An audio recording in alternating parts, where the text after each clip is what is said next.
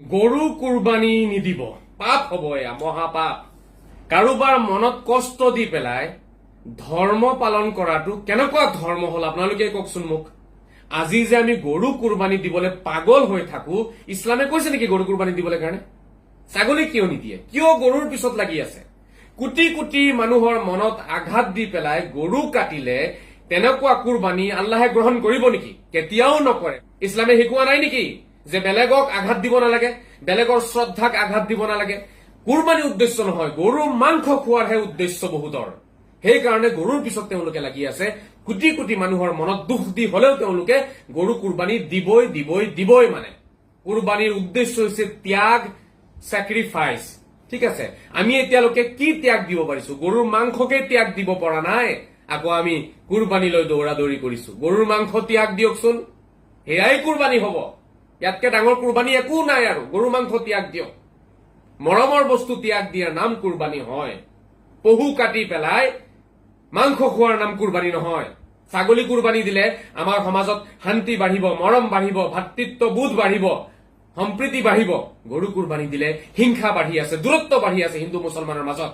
শ্ৰদ্ধা ৰাইজ, গৰু কুৰবানী নিদিব, কাৰণ গৰু কুৰবানী দিলে পাপ হব অসম তথা ভাৰতবৰ্ষত।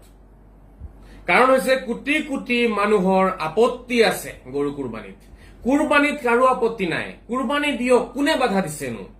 গৰু কুৰবানী আৰু কুৰবানী দুয়োটাৰ মাজত বহুত পাৰ্থক্য আছে। কুৰবানীক লৈ কাৰো আপত্তি নাই, কিন্তু গৰু কুৰবানীক লৈ আপত্তি আছে। কাৰোবাৰ মনত কষ্ট দি পেলাই ধৰ্ম পালন কৰাটো কেনেকুৱা ধৰ্ম হল আপোনালোকে কওকচোন মোক।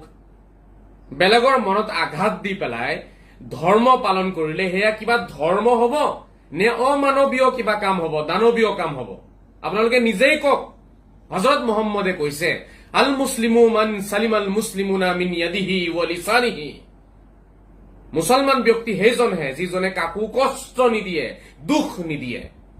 আল ইমান বিদউ ওয়া সাবউনা শুবা ওয়া আদনাহা ইমাতাতুল আদা আনিত তরিক। ধৰ্ম হৈছে মানুহক কষ্ট নিদিয়াটো, মানুহক আঘাত নিদিয়াটো নাম হৈছে ধৰ্ম। হযৰত মুহাম্মদেতো বাৰে বাৰে কথাবোৰ কৈ গৈছে, কিন্তু আমি কিয় বুজি পোৱা নাই? আজি যে আমি গৰু কুৰবানী দিবলৈ পাগল হৈ থাকো, আৰে আপুনি ছাগলী কুৰবানী দিয়ক, ভেড়া কুৰবানী দিয়ক, মহ দিয়ক, পাৰিলে উট দিয়ক, বহুত অপচন আছে নহয়। ছাগলী ভেড়া আমাৰ মাৰ্কেটত বহুত আছে। ছাগলী কিয় নিদিয়ে? কিয় গৰুৰ পিছত লাগি আছে? কোটি কোটি মানুহৰ মনত আঘাত দি পেলাই গৰু কাটিলে তেনেকুৱা কুৰবানী আল্লাহে গ্ৰহণ কৰিব নেকি? কেতিয়াও নকৰে। পাপ হব, এয়া মহাপাপ। গতিকে শ্ৰদ্ধা ৰাইজ, বুজিব চেষ্টা কৰক। ইয়াত জিদা জিদিৰ কোনো কথা নাই। বহুতে জিদ কৰিব এতিয়া, আমি দিমেই কুৰবানী, কোনে আমাক ৰখায় আমি চাম, আমি খামেই, কোনে আমাক ৰখায় আমি চাম, আমাক সংবিধানে অধিকাৰ দিছে, এইবোৰ কথা বহুতে কব। আৰে মানৱতা ক'ত? ইনচানিয়ত ক'ত? হিউমেনিটি ক'ত? এনে কথা কোৱা মানুহৰ ভিতৰত মানৱতা আছেনে? ওচৰে পাজৰে কোন আছে না আছে, আমি কোনখন দেশত আছো, আমাৰ দেশৰ ৰাইজে বেয়া পাইছে নেকি, তেওঁলোকে কষ্ট পাইছে নেকি, তেওঁলোকৰ মনত আঘাত পাইছে নেকি, সেইবোৰ কি আমি ভাবিব নালাগিব? ইছলামে কি কোৱা নাই? ইছলামে শিকোৱা নাই নেকি যে বেলেগক আঘাত দিব নালাগে, বেলেগৰ শ্ৰদ্ধাক আঘাত দিব নালাগে? গৰুটো যিহেতু সনাতনীসকলৰ পূজনীয় হয়, তেওঁলোকে সেৱা কৰে, পূজা কৰে, তেওঁলোকৰ ধৰ্মৰ এটা অংশ হয়, আবেগ, শ্ৰদ্ধা, অনুভূতি, তেওঁলোকৰ আস্থা জড়িত হৈ আছে গৰুৰ লগত। সেই কথাষাৰ আমি বুজিব লাগিব, অনুভৱ কৰিব লাগিব, ফিল কৰিব লাগিব। কিন্তু নাই, আজি আমাৰ মন মগজু কেনেকুৱা হৈছে, আমি খামেই, আমাক কোনে ৰখায় আমি চাই লম। এয়া ধৰ্ম নহয়, এয়া হযৰত মুহাম্মদে শিকোৱা নাই। ছাগলী কুৰবানী কৰক, কি প্ৰব্লেম আছে? বহুতৰ প্ৰব্লেম আছে, কাৰণ তেওঁলোকে গৰু মাংস খাবলেহে পাগল। কুৰবানী তেওঁলোকৰ উদ্দেশ্য নহয়তো। কুৰবানী যদি উদ্দেশ্য হলহেঁতেন তেতিয়াহ'লে ছাগলী কুৰবানী দিলেহেঁতেন, সকলোৱে সন্তুষ্ট হয়, আল্লাহো সন্তুষ্ট, ৰাইজো সন্তুষ্ট। কুৰবানী উদ্দেশ্য নহয়, গৰুৰ মাংস খোৱাৰহে উদ্দেশ্য বহুতৰ। সেইকাৰণে গৰুৰ পিছত তেওঁলোকে লাগি আছে।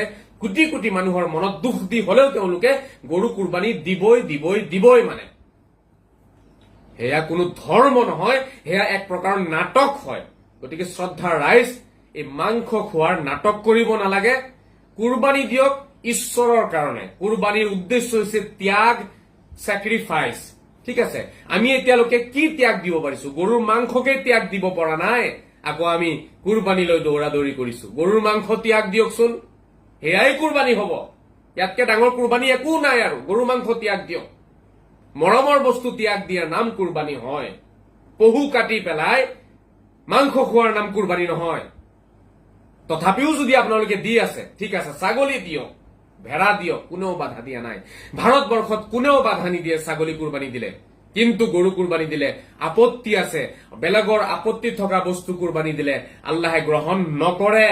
কিমান প্ৰমাণ লাগে মই দিম। আৰু কোনোবা যদি এনেকুৱা আছে মোৰ লগতে এই বিষয়টো লৈ পেলাই ডিবেট কৰিব বা আলোচনা কৰিব বিচাৰিছে, তেন্তে মোৰ লগত কৰিব পাৰিব। প্ৰতিটো দিনেই ৰাতি 9:30 বজাত মই লাইভত আহো, লাইভ আলোচনা কৰক। মোল্লাসকলক কৈ আছো, ৰাইজক ধোকা নিদিবা। ৰাইজৰ ভিতৰত তোমালোকে জিদ বোলা বস্তুটো বিয়পাই নিদিবা, হিংসা বিয়পাই নিদিবা, জিদাজিদিৰ ভাৱ সৃষ্টি নকৰিবা, মৰমৰ ভাৱ সৃষ্টি কৰা। ছাগলী কুৰবানী দিলে আমাৰ সমাজত শান্তি বাঢ়িব, মৰম বাঢ়িব, ভাতৃত্ববোধ বাঢ়িব, সম্প্ৰীতি বাঢ়িব। গৰু কুৰবানী দিলে হিংসা বাঢ়ি আছে, দূৰত্ব বাঢ়ি আছে হিন্দু মুছলমানৰ মাজত। গতিকে শ্ৰদ্ধা ৰাইজ, গৰু কুৰবানী দিলে কিন্তু পাপ হব, মহাপাপ। আপোনালোকে সকলোৱে ছাগলী কুৰবানী দিয়ক। আৰু যদি অসুবিধা আছে কুৰবানীয়ে দিব নালাগে, ঠিক আছে, দুখীয়া মানুহক সহায় কৰক, কাপোৰ কিনি দিয়ক, সেয়াই ধৰ্ম হয়। তাতকে ডাঙৰ ধৰ্ম একো হব নোৱাৰে।